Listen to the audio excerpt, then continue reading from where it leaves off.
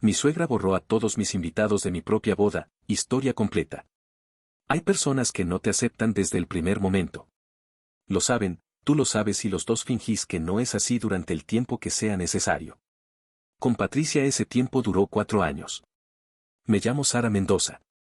Tengo 31 años, soy diseñadora de interiores independiente y vivo en Phoenix, Arizona desde que terminé la universidad hace 9 años. Conocí a Daniel en una reunión de amigos comunes un viernes de noviembre hace 4 años y medio. Él llegó tarde porque había tenido una llamada de trabajo que se extendió, se disculpó con todo el grupo aunque no nos conocía a la mayoría y pasó el resto de la noche siendo la persona más atenta y genuina de la sala. Lo llamé 3 días después porque decidí que prefería arriesgarme a que creer que no era para tanto. Daniel Soto tiene 34 años, es ingeniero civil en una firma grande de Phoenix y trabaja con esa intensidad tranquila de las personas que aman lo que hacen y no necesitan que nadie lo note.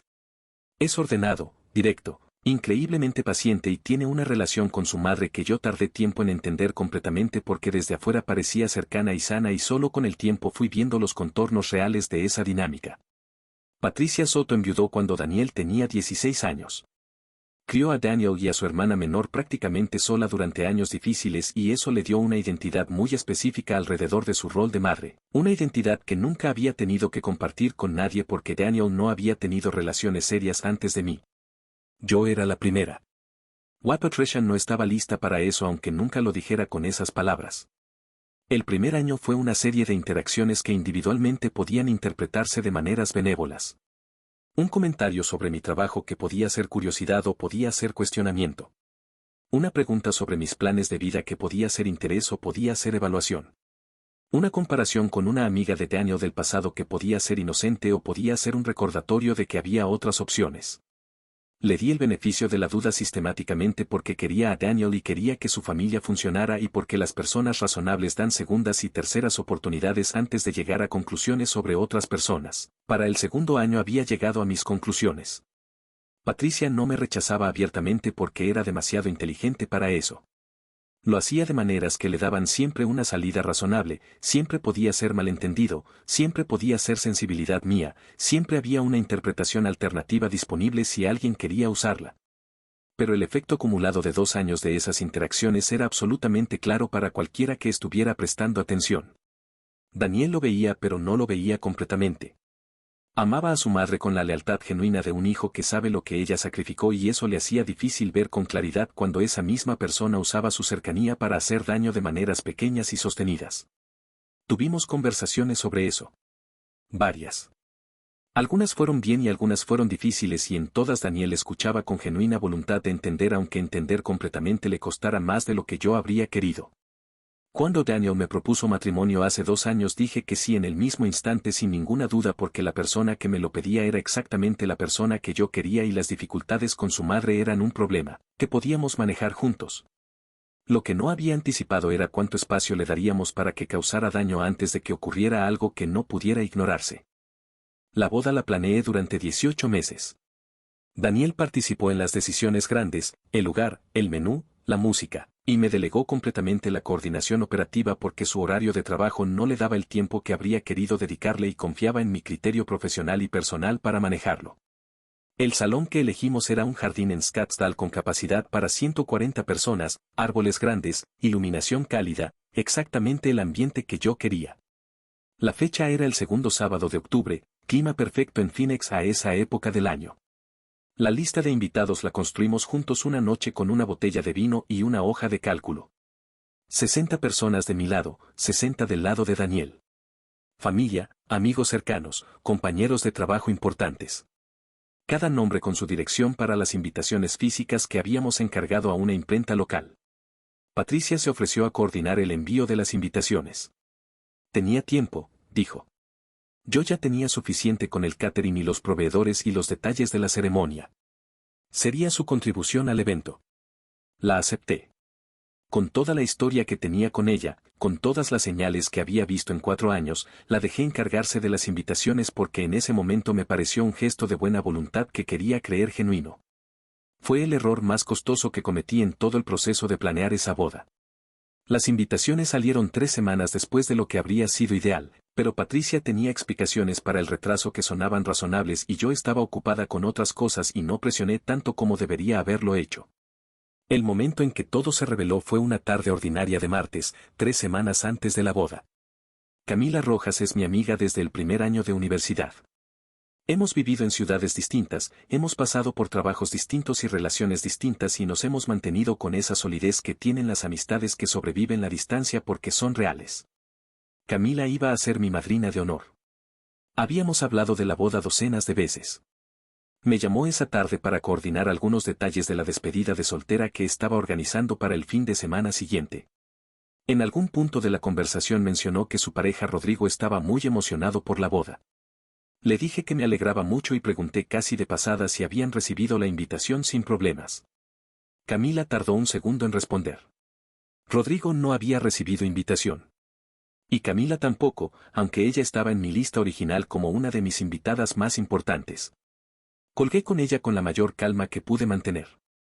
Me senté en el sofá de mi estudio. Respiré varias veces. Luego tomé el teléfono y empecé a llamar. Llamé a mi amiga Valeria. No había recibido invitación. Llamé a mis primos de Tucson que habían confirmado que vendrían.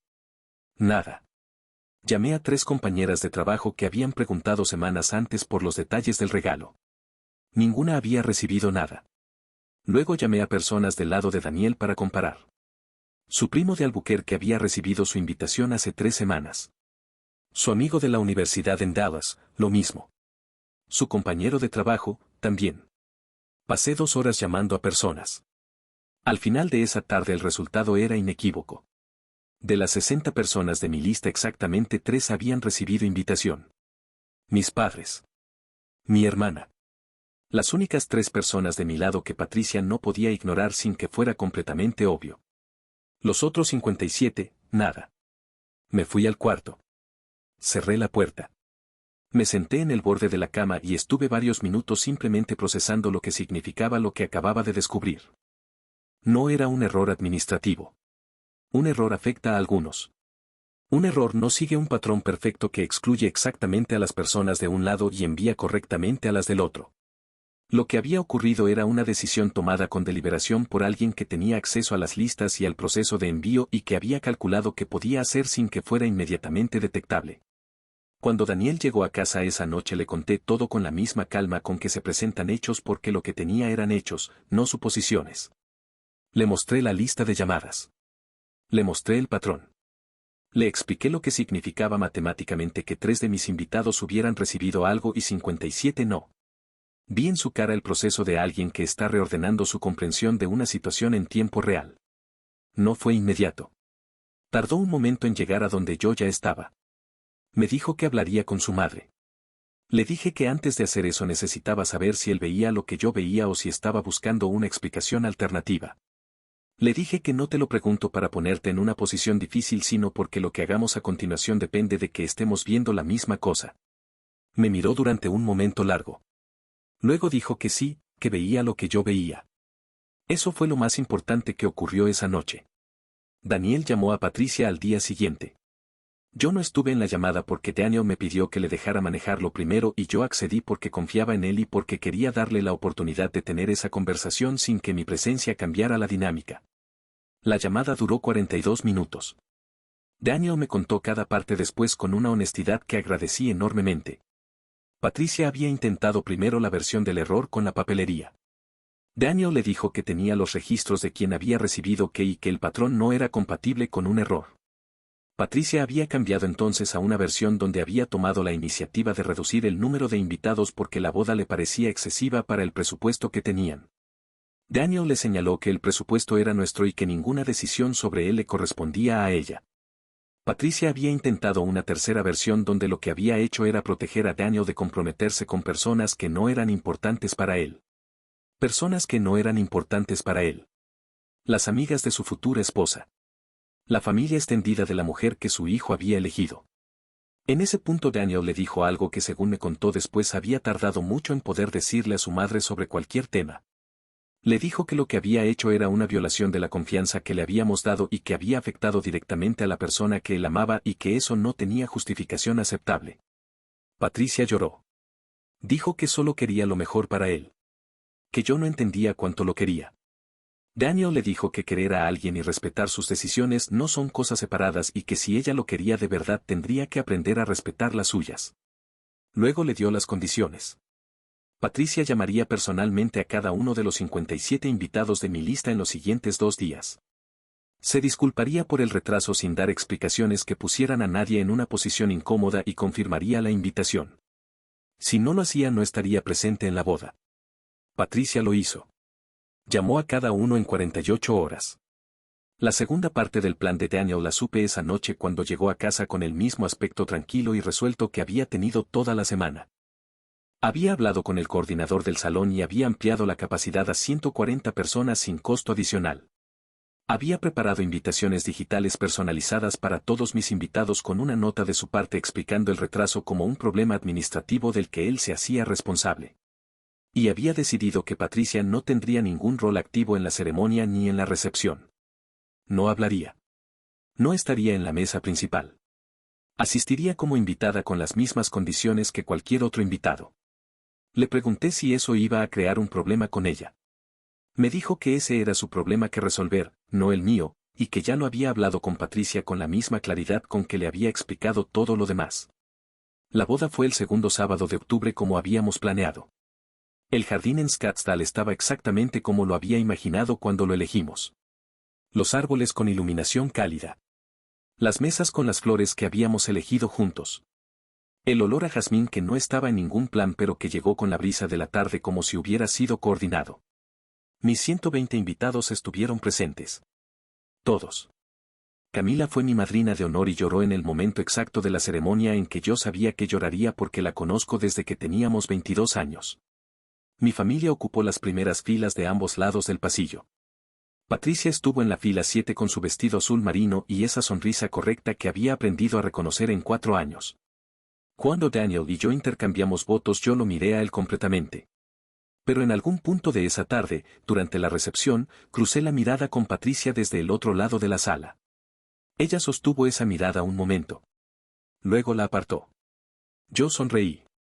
No la sonrisa correcta que había aprendido de ella. La mía, la genuina, la que tengo cuando algo resulta exactamente como tenía que resultar. Han pasado 8 meses desde la boda.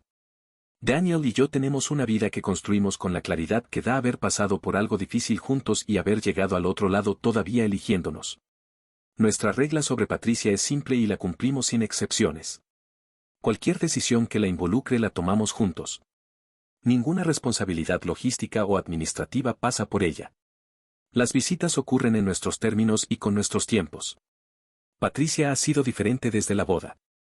No dramáticamente, no con el tipo de transformación que ocurre en las películas. Sino con esa diferencia sutil que tienen las personas cuando han entendido dónde están los límites reales y han decidido que prefieren quedarse dentro de ellos. Tal vez aprendió algo. Tal vez simplemente aprendió que Daniel tomaría partido y ese lado no sería el de ella si volvía a cruzar esa línea. Cualquiera de las dos cosas me parece suficiente. Lo que sé con certeza es esto. Esa boda fue exactamente la que quería. Con exactamente las personas que quería. En el lugar que elegimos y con los votos que escribimos y con mi mejor amiga llorando en el momento correcto. Patricia estuvo en la fila 7. Y eso estuvo perfectamente bien.